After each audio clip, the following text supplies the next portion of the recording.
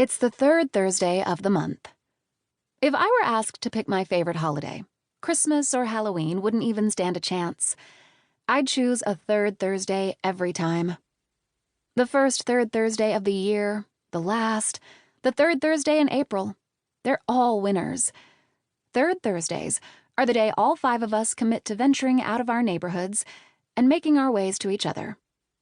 It's my grounding post, the evening that saves me from feeling like my entire life is a role in a play with a rigid and repetitive script. A third Thursday is not a day to get caught up in the stresses of everyday life. Yet, caught up is exactly what I seem to be. Actually, panicking is a more accurate description. I've had to pinch my wrist 3 times to stop myself from picking anxiously at the manicure I got during my lunch break. Take on a mountain of debt, or give up my home. I twist the glass of Chardonnay on the sticky high table I've scored, weighing the equally distressing options in my mind. The busy bar buzzes around me, muddying my thoughts. Or maybe that's the wine. I gave myself an hour and a half to get a handful of miles across town, because that's how you have to budget your time if you're brave enough to attempt an exit from Santa Monica at the end of a workday. Shockingly, though, the roads chose today to be somewhat functional, and I arrived early enough to not only procure a table and drink, but also make my way through most of a glass. It's enough of a miracle that I pull out and reread the mostly memorized letter, in case the date has miraculously been pushed back as well. Sadly, it's all still there in black and white.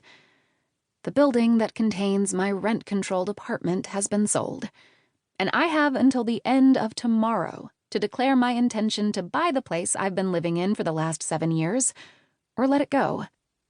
Which is why I've made sure to always have at least 6 months' worth of rent in my savings, just as Seeking Security, A Woman's Guide to Securing Her Own Future, told me to. It's going to be fine. I've prepared for this. Except, of course, I have no idea what I've prepared myself to do. Am I supposed to buy my apartment and bury myself under a mountain of debt when I was just starting to see glimmers of light from beneath the boulder of student loans? Or am I supposed to start over somewhere else? Both options cause my chest to tighten, my heart hammering. I always imagined I'd have a partner by the time I attempted homeownership. There was supposed to be room for a child, or maybe even 2. But I don't have a partner. And for now, at least, I only need space for myself. I've made my apartment my home, and I swore to myself that I'd never be forced out of my home again.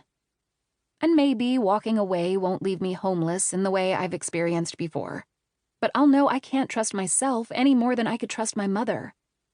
So who's left to make sure everything doesn't crash and burn once again?